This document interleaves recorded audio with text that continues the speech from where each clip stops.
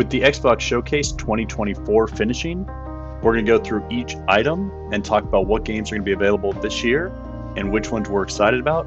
Plus, stick around for one surprise from the end of the showcase. Don't trust anyone. Call of Duty Black Ops 6. Based after the Berlin Wall falls, we play as a disgraced CIA agent with a number of great locations, ranging from the frozen tundra to a casino heist and even a CIA black site itself. This over-the-top adventure looks amazing, and the omnidirectional travel they've added looks fantastic. This is of course going to be a day one play for me, and I look forward to seeing how the game progresses. To find the stones, Gina, or they will. If you were to draw a line through these ancient sites around the globe, you'd get a perfectly aligned circle. The Great Circle. Exactly. Indiana Jones and the Great Circle. With in-depth puzzles, our iconic hero must figure out what the Great Circle is and how it all connects. As he travels the globe to exotic locations, if he can beat the Nazis, he'll find the treasure. I'd like to know how a battleship ended up on top of a mountain, and I wonder if it'll be too over the top, or if it can keep up with other amazing games in space like Uncharted. This is going to be a maybe. We'll see how the game develops as it gets further along. The Gears of War franchise is back with its iconic gameplay. While we've only seen the cinematic trailer, the franchise has always delivered, and I look forward to playing it, even though we're still a bit out. We don't have a release date yet, so I wouldn't expect to see it before late 2025 or early 2026 at this point. I'll be honest, when the preview for Doom started, I thought it was honestly some weird God of War spinoff or ripoff, something like that. While I'm not a Doom fan, the fast-paced gunplay and the cinematics for this game look amazing. So I'm going to give it a no on my side, but it's only because first-person shooters really aren't my type of game.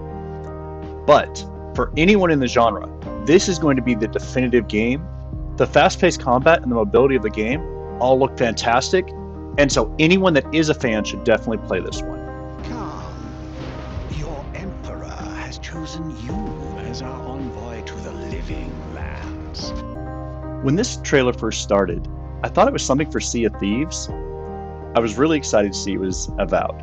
While we haven't had a ton of gameplay for it yet, it was exciting to see some of the characters and how there's a large variety in NPCs.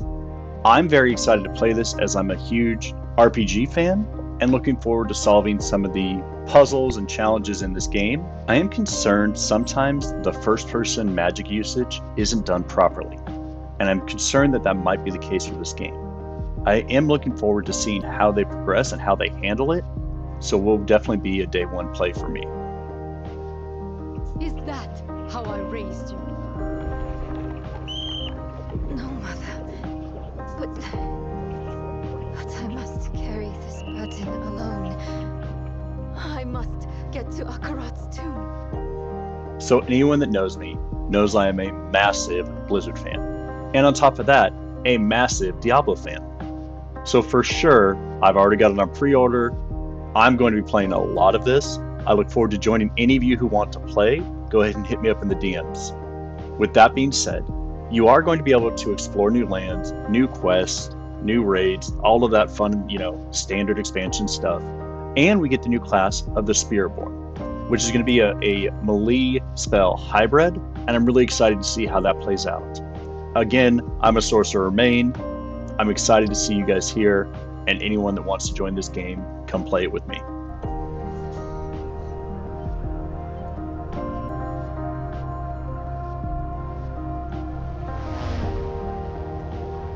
Next on the list, they showed us Microsoft Flight Simulator 2024.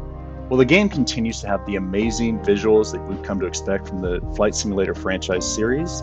They're returning with a number of occupations in this update. You can choose from air ambulance, aerial advertising, VIP charter services, agriculture aviation, search and rescue, helicopter cargo transport, remote cargo ops, aerial firefighting, and even photography mode.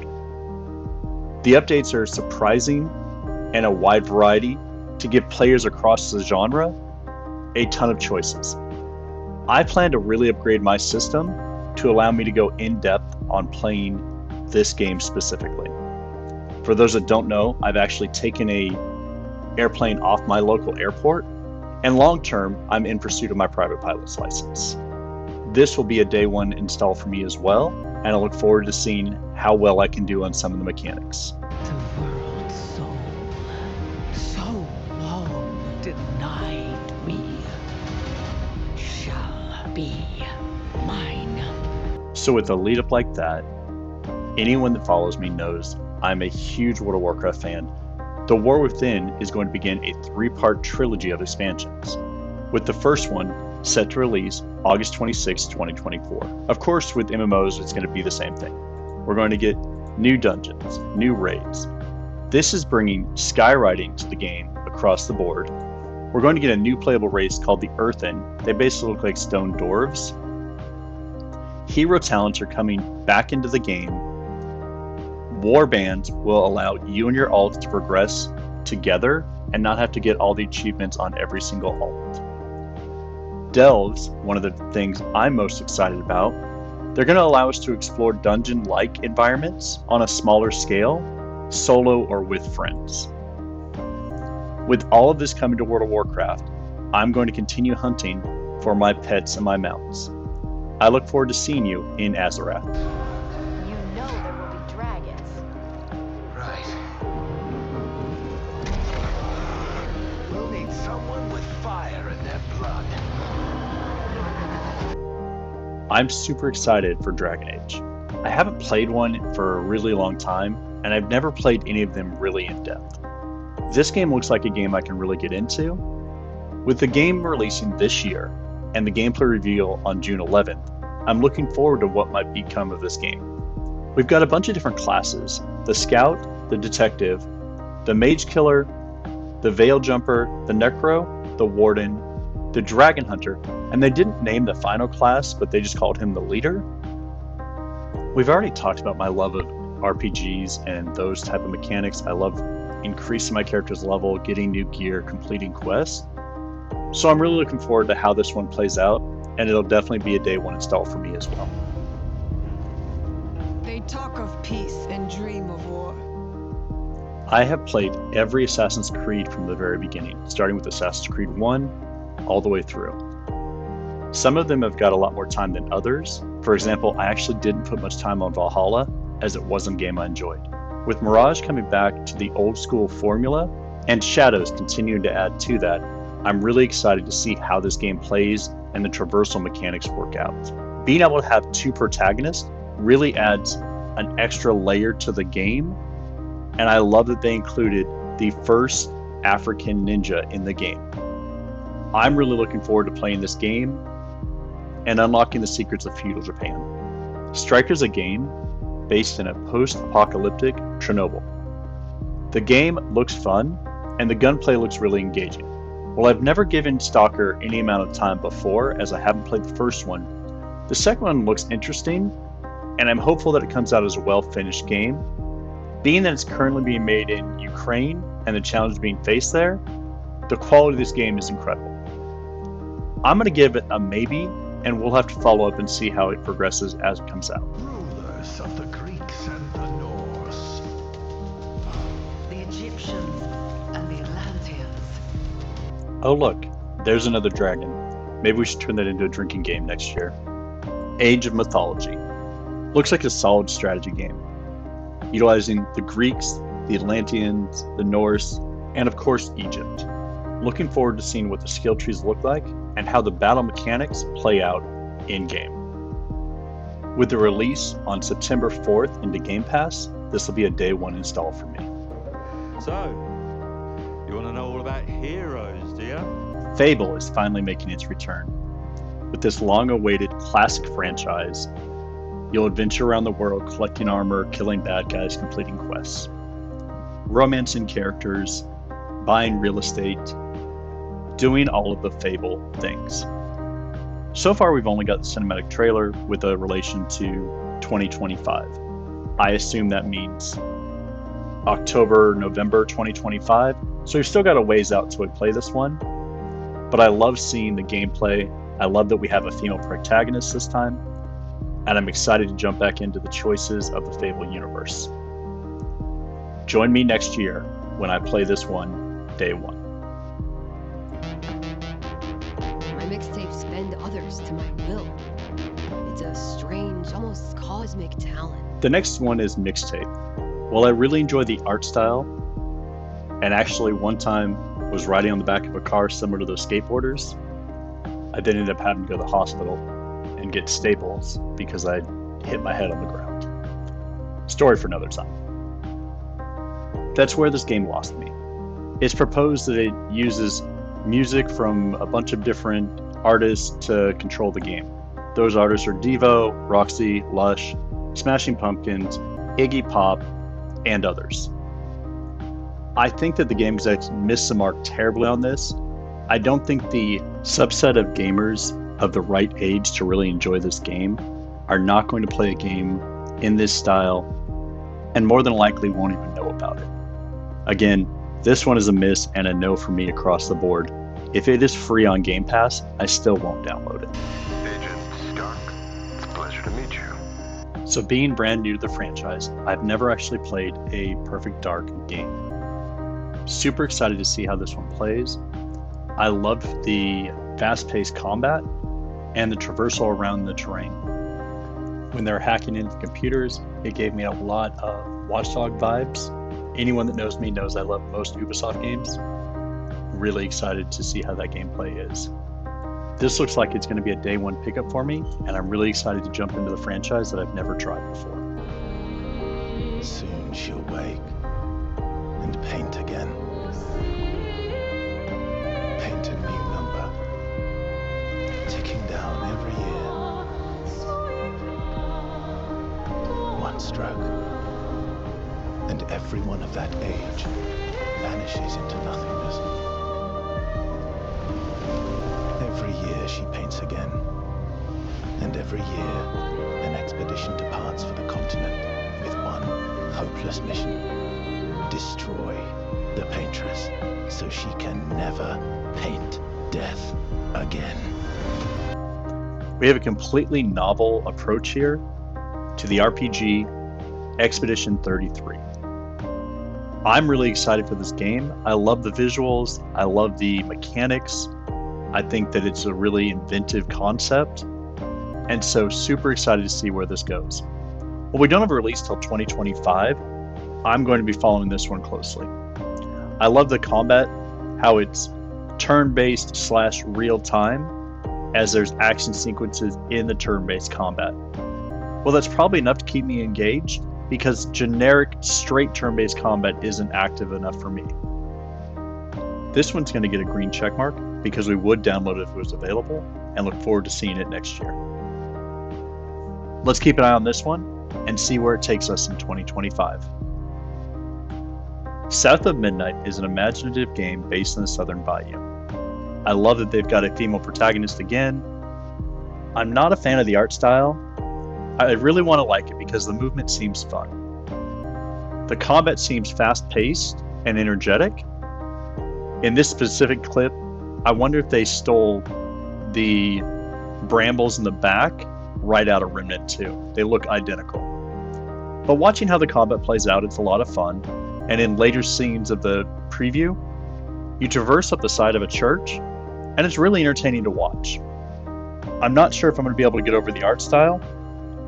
There's another scene here where also she runs along and goes flying with some birds, and that was entertaining to watch as well. So with all that said, South by Midnight gets a maybe, and we'll have to see what it looks like and how the game progresses as we get closer to the 2025 release date. Starfield is getting its first update, Shattered Space DLC. Well, I didn't put as much time into Starfield as I expected. For what it was and when I played it, I had a blast. The new DLC adds a new storyline and as well as customization options, inviting back returning players to allow them to continue the story and progress further. How will the new faction interfere with your current plans and your current faction standing is yet to be seen. Will the planets look gorgeous? To me, they all felt like they had a filter over their video that was just a little off, and maybe that was intentional. But for the pure Starfield fans, this is a huge win, and it's exciting to see the first DLC launch later this year. They also added something that's worrying to me. They added what's called the creation engine. And while this allows individuals to upload their creations to be downloaded and bought with premium currency, that's a slippery slope, and I'm worried about what that might do to the economy. I'm sure they have plans to moderate this and keep an eye on it. But I'm always worried when you add something like this to the game, what type of oversight is required and how good the quality of the finished items are. Every sacrifice we make matters and will never be forgotten. First and foremost, if there's a collector's edition where I can buy it and I will get that keychain, here, take my money. I need that dino keychain. I need someone to make it for me. Please hit me up if you know how to get it. I'm not normally a zombie game guy. It's just not my thing. But State of Decay looks amazing. I love the co-op element of it. Not a competitive shooter, but definitely cooperative shooter. This might be something for me to check out. Haven't put a ton of time into a State of Decay game before, but this one for sure will be a day one install for me, at least to give it a feel and understand how it plays. You never know you are a monster until someone comes to slay you. Wuchang Fallen Feathers is a Souls-like adventure game. The combat looks really engaging, and the scenery looks really breathtaking, but something about it is off for me, and I'm not sure if it's going to be a hit or a miss. I'm going to give this one a maybe. We'll have to give it a good look when it comes out in 2025. So I don't know that I have time for one more MMORPG, but Elder Scrolls Online is celebrating 10 years, and it looks amazing. I have to stop really quick and bring something from the end of the trailer to the beginning, and that's mounts. Anyone that knows me knows that I love collecting mounts. In this picture here, you can see 12 different mounts riding into battle. Plus they have pets. If there was one way to get me to play the game, this was it. Super excited to see the game continue to expand. I know it's got a really healthy player base. The fact that it's playable on controller makes it a huge upgrade from other MMOs. WoW is going to get there eventually, but it's not there yet. So for me, if I can find a way to squeeze one more MMO in, this will be on the list. Your codename for this mission will be Naked Snake. I'll be referring to you as Snake from now on. Metal Gear Solid Delta Snake Eater is back. And while the franchise has been missing for a long time, it's exciting to see the espionage thriller come back. I spent a lot of time playing one of the Metal Gear games as a kid, and I don't remember which one. There was a cool dynamic where you literally had to just stand still in a room and I couldn't figure it out, and so I'd try to go running across the room. It must take me about half an hour to find out. Just stand there, it'll be okay. In Snake Eater, you're a one-man army. You're going to find your own gear and execute the mission entirely alone. I love this type of gameplay. Really excited to play this one when it releases later in 2024. And strong community can weather any storm. Fallout 76 is back with the next expansion, Skyline Valley. While I didn't think I put much time in this game, when I checked my Steam page, I'd actually put 300 hours into Fallout 76. And I know it had a rough launch, but it really gets better and better over time, which applies to so many of our live service games. I have some really good friends who have put a lot of time into 76, and I know they're going to be super excited for the new content, the new map, the new area, new quests, and the one I think I'd be most excited about, you can now play as a ghoul. After watching the 76 show, this is going to be a day one play for anyone that's still involved in the game. Congratulations to the team, and continued success. I swore I'd never use my power again. Life is Strange Double Exposure is back. This time taking on a murder mystery. Well, Life is Strange has never been my type of gameplay. It's not my genre, and I'm sure I'm not their demographic. It looks like a solid entry into their universe, and looks well put together. And while it does look like this mechanic was played out previously in the medium, it's interesting to see it played out again on a second game that's not as dark. While this is a pass for me because it's not my style, I do want to say that the team did a job on a game that looks amazing for the demographic they're looking for. Congratulations and continued success. Unfortunate for me, this is a no. Sea of Thieves is back with a brand new expansion. gives you access to the most powerful ship and the option to become a villain. Well, this isn't my game because I can't get over the art style that reminds me of Monkey Island of all things. It looks like a solidly put together game for those on Xbox, PC, and PlayStation 5 now. With the new content dropping July 25th, they won't have to wait much longer to play this. This is going to be a no for me, but I'm sure there's tons of people in the comments that will disagree with me. Titanfall is a single-player survival action game based in Britain in the 50s and 60s at the height of the Cold War. I'm really excited to see how this game plays out. I love the use of robots with flamethrowers, the metal detector, the radiation, all of that stuff is fun interplay. And so it's going to be fun to see how this game progresses. There's a lot going on in the full trailer, and while I don't have time to show that now, I highly recommend you going back and checking it out. This will be a day one pickup for us when it releases later in 2025. If it's vengeance you want, I'll give it to you. Flintlock is a Souls-like action-adventure game. I really love the combat look and feel of this game, and I can't wait for its release next month. We will definitely be streaming this one. Keep an eye on the channel to watch us play it and see if we can kill all the gods. So I'll start off the bat by saying that Winnow is not my demographic at all. I'm not the intended audience for this game, so my opinion on this game should be, treated as such. It does look like a great introduction to RPGs for young players who are interested in learning the mechanics of an RPG without the real tough leveling curve that can be accompanied in some of them. There is an audience for this game. In fact, my kids will probably dig it, but for me, it's a hard pass. The most redeeming part of the whole entire trailer is at the end of the trailer when you finally build the bridge to meet your aunt, and then she gets kidnapped by a giant owl. So there might be more to the game. It doesn't release till 2025. We'll see what happens. Just to finalize it, this is definitely a no for me. Fragpunk is the next one up. At the beginning of the trailer, there's a screen and it says, "Hate the rules, change them." And for me, this is a hard pass. I don't enjoy the art style. I don't enjoy competitive shooters. So at no point was this going to be a game for me. There are a couple neat mechanics. They show one later, which is called Big Heads, and I can't help but wonder if that applies to everyone or just to the player in his view. In any case, for those that enjoy a 5v5 rule-changing competitive shooter out in 2025. Hard pass for me. Mechanic at Break is exactly what it sounds like. It's a mech battle game. And well, the original game I played as a mech was called Dexter, where you were a robot that could turn to a jet. This is a little more in depth with that.